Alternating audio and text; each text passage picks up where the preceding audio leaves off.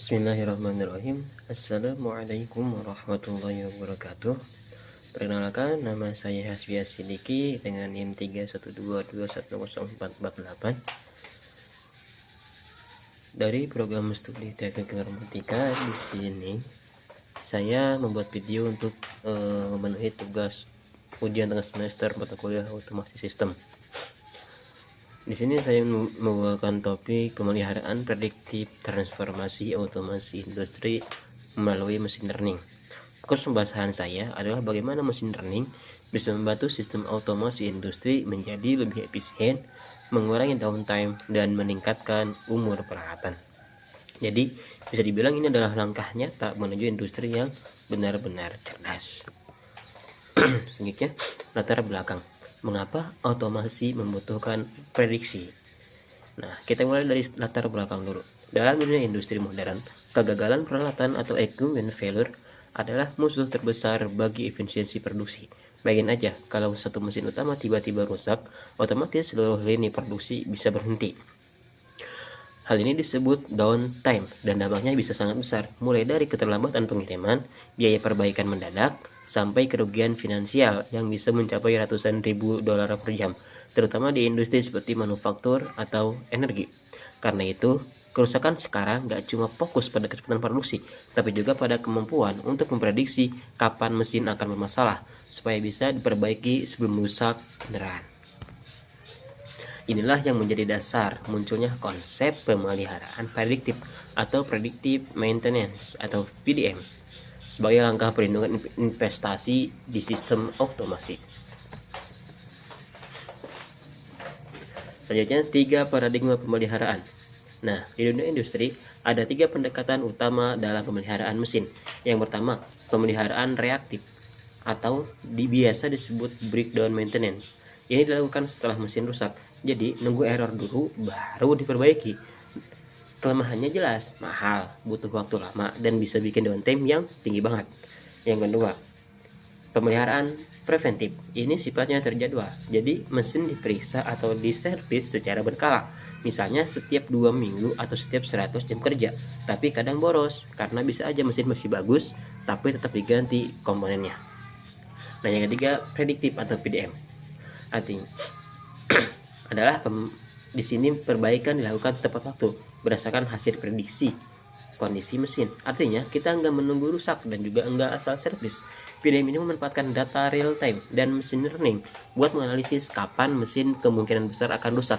Jadi PDM bisa dibilang seperti evolusi dari 2 pendekatan sebelumnya dengan tujuan utama downtime minimal dan efisiensi maksimal.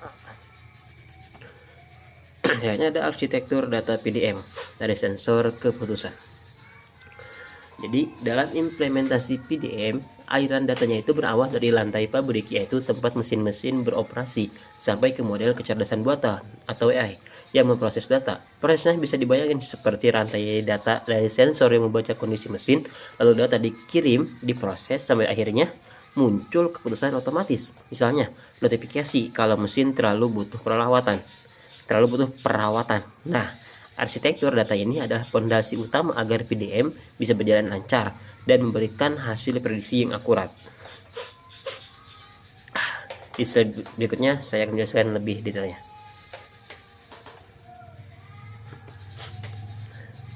Rincian tahapan data dalam PDM. Pertama ada akuisisi dan transmisi data. Transmisi data. Sensor IoT getaran suara, listrik, dan PLC mengumpulkan data deret waktu, time service secara real time.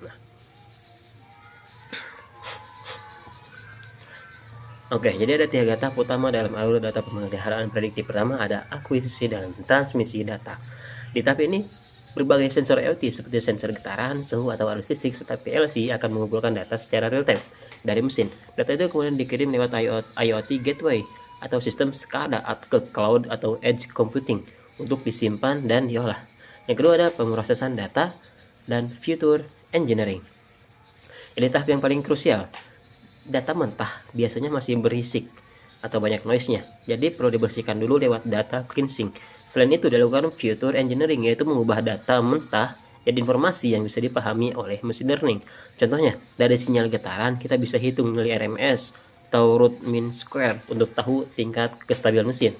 Nah, selanjutnya ada modeling dan aksi. Setelah fitur siap, model ML, mesin learning, akan digunakan untuk memprediksi sisa umur mesin atau kemungkinan terjadinya kegagalan. Hasil prediksi ini kemudian dikirim balik ke sistem otomasi atau operator dalam bentuk notifikasi. Misalnya, mesin A perlu diperiksa dalam 48 jam ke depan. Seperti itu. Jadi misalnya proses PDM ini membentuk siklus cerdas antara mesin, data, dan keputusan otomatis. Selanjutnya ada slide ke-6, yaitu peran krusial mesin learning dalam PDM. Jadi bayangkan mesin di pabrik berjalan 24 jam, menghasilkan ribuan data suhu, tekanan, getaran setiap detik. Nah, manusia jelas nggak mungkin menganalisis data sebanyak itu secara manual. Disinilah mesin learning jadi otak yang bantu kita mendengarkan bahasa mesin. Jadi ada 3 tahap, yaitu klasifikasi, regresi, dan deteksi anomali. Pertama ada klasifikasi. Model memprediksi apakah mesin bakal gagal dalam waktu tertentu. Misalnya 48 jam ke depan. Outputnya bisa berupa iya atau tidak, atau probabilitas. Contohnya, mesin punya 80% kemungkinan gagal dalam 2 hari. Regresi. Yang kedua ada regresi, yaitu memprediksi remaining useful life, alias umur mesin dalam jam atau hari. Contoh, pompa ini masih bisa dipakai 150 jam lagi sebelum perlu dicek. Yang terakhir ada deteksi anomali, yaitu mengenali perilaku mesin yang mulai aneh dibanding kondisi normalnya, bahkan sebelum rusak. Jadi, mesin learning bikin sistem bisa tahu lebih dulu sebelum masalah muncul. Nah, jadi itu peran krusial mesin learning dalam PDM ini. Selanjutnya,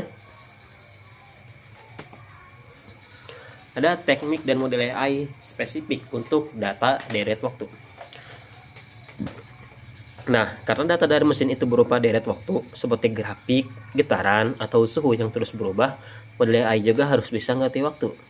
Beberapa model populer yang digunakan yaitu ada LSTM atau RNN. Ada juga Random Forest atau Gradient Boosting.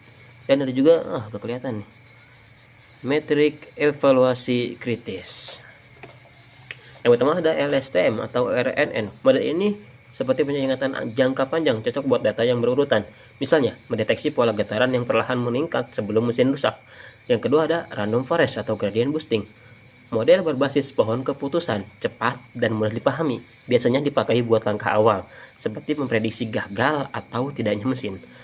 Yang ketiga ada metrik evaluasi, yaitu ada akurasi, yaitu seberapa sering model benar.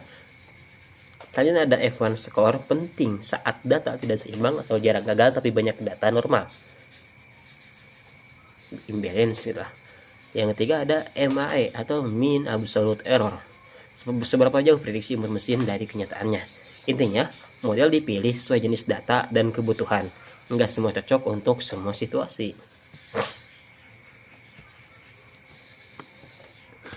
Nah, selanjutnya ada studi kasus, prediksi kegagalan pompa sentrifugal. Biar lebih kebayang, kita lihat contoh nyatanya. Jadi sebuah pabrik kimia menggunakan PDM untuk pompa sentrifugal, mesin penting buat aliran cairan. Data yang dikumpulkan,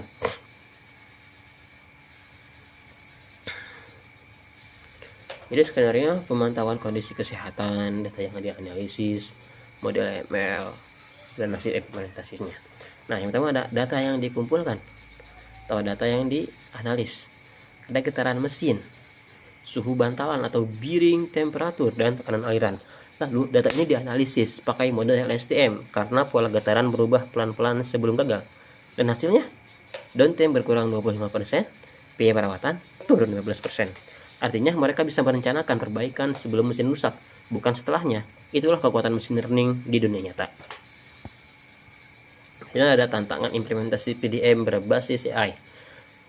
Tapi ya nggak semua langsung mulus, ada tantangan juga dalam penerapannya.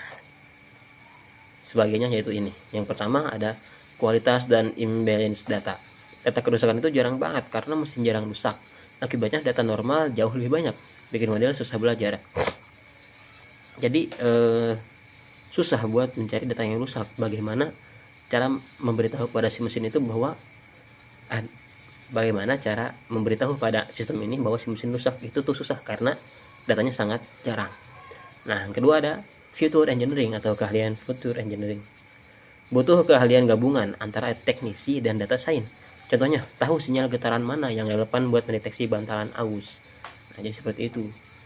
Yang ketujuh ada model drift dan retraining. Mesin berubah seiring waktu. Kalau model nggak perlu diperbarui, prediksi bisa meleset. Makanya retraining berkala itu wajib. Jadi PDM bukan cuma soal teknologi, tapi juga soal kolaborasi antara AI dan keahlian teknis. Nah, yang terakhir ada kesimpulan dan masa depan otomasi.